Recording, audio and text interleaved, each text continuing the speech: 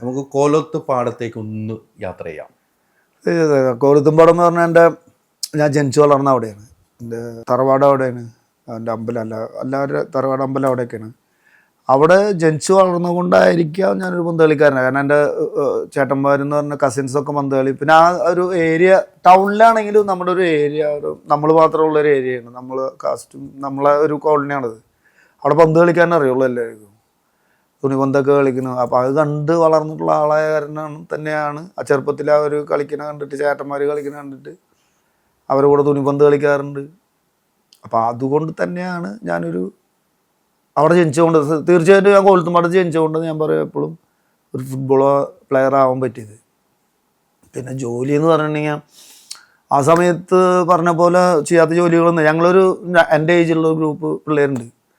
അപ്പോൾ നമ്മളവിടെ എന്താ പറയുക, ഈ കോഴി നന്നാക്കാൻ പോയിൻ്റ് ശോഭേച്ചി എന്ന് പറഞ്ഞത് ഇവിടെ ഒരു അവരുടെ കോഴി ബിസിനസ്. അപ്പോൾ കോഴി നന്നാക്കാൻ പോയിൻ്റ്, പിന്നെ അതേപോലെ പന്തലൂണിക്ക് പോയിൻ്റ്, റോട്ടിൽ മറ്റേ അളങ്കത്ത് കുത്തിൻ്റ്, കുറേ ജോലി ചെയ്തിട്ടുണ്ട് ആ സമയത്തൊക്കെ.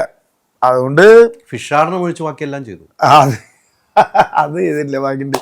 അല്ല, അത് ചെയ്യേണ്ട കാര്യം നമ്മളെ അധ്വാനിക്കാൻ കഴിവുണ്ടെങ്കിൽ അത്രേ ഉള്ളൂ. പക്ഷെ അതിൻ്റെ ഇടയിൽ പന്ത് കളി എന്ന് പറഞ്ഞാൽ ആകെ പന്ത് കളിക്കാനേ അറിയുള്ളൂ. എനിക്കറിയാം പന്ത് കളിക്കാനും പഠിപ്പ് ഒന്നുമല്ല.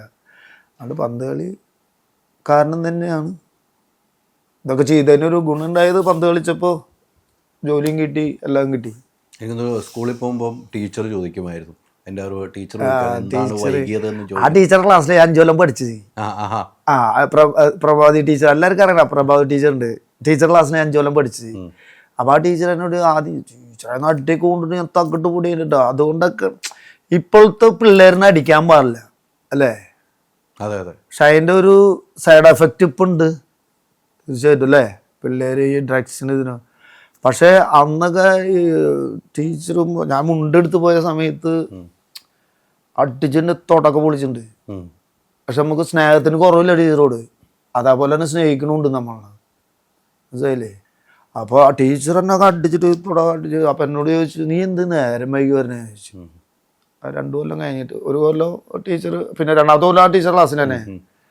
ഞാൻ വീട്ടിൽ ചോറും റെഡി ആയിട്ടുണ്ടായിരുന്നില്ല ടീച്ചറാ. അപ്പോൾ അതുകൊണ്ടാന്ന് പറഞ്ഞു. അപ്പോൾ എൻ്റെ അമ്മയ്ക്ക് എന്ത് തോന്നി?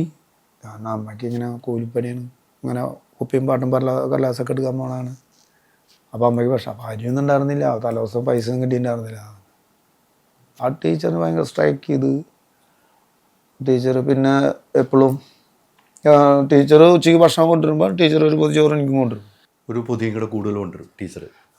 അത് കൊണ്ടുവരും. കാരണം എന്താ വെച്ചിട്ടുണ്ടെങ്കിൽ അത് ടീച്ചർ ഭയങ്കര ഫീൽ ചെയ്തു അത് കേട്ടപ്പോൾ. ടീച്ചർ മോനും എൻ്റെ കൂടെ പഠിച്ചാനാ. ടീച്ചറിൻ്റെ മോനും കൂടെ പഠിച്ചിരുന്നു. ടീച്ചർ മോൻ 2 കൊല്ലം കഴിഞ്ഞിട്ടാണ് വന്നത്. അപ്പോൾ 2 കൊല്ലം പഠിക്കുമ്പോൾ അവൻ 5-ലുണ്ട്. അപ്പോൾ അവനൊക്കെ ജയിച്ചു പോയി കഴിയുമ്പോൾ ഞാൻ 5-ലുണ്ട്. എന്നിട്ട് ടീച്ചർ അപ്പോൾ എനിക്ക് ചോറും പൊതി കൊണ്ടുവരും. എനിക്ക് എന്നിട്ട് എന്നെ വിളിച്ച് ഇത്. പക്ഷെ അത് ഒരു നേരമല്ല കൊണ്ടുവന്ന, ഒരു നേരം. ടീച്ചർ ഞാൻ 5-ന്ന് പാസ്സായി പോണവരെ ആ വർഷം എനിക്ക് കൊണ്ടുവന്ന് തീർന്നു. അതാണ്. പിന്നെ എൻ്റെ കളി കാണാൻ വരെയായിരുന്നു. പിന്നെ മനസ്സിലായി ടീച്ചർക്ക് ഇവന് പഠിച്ചിട്ട് വലിയ കാര്യമൊന്നുമില്ല, അവനെ ഫീൽഡ് 12. പക്ഷെ എന്നെ ലാസ്റ്റ് പീരീഡൊക്കെ കൂടുകയും ചെയ്യും 7s കളിക്കാൻ വേണ്ടിയിട്ട്. നീ പൊക്കോ ഇരിക്കുന്നു പറഞ്ഞാൽ 2 പീരീഡുള്ള കൂടും. അതുകൊണ്ട് ടീച്ചർ പിന്നെ എല്ലാവർക്കും അറിയാം, പ്രഭാവതി ടീച്ചർ എന്ന് പറഞ്ഞാൽ അത്രയും ഹെൽപ്പ് ചെയ്തിട്ടുള്ളത്.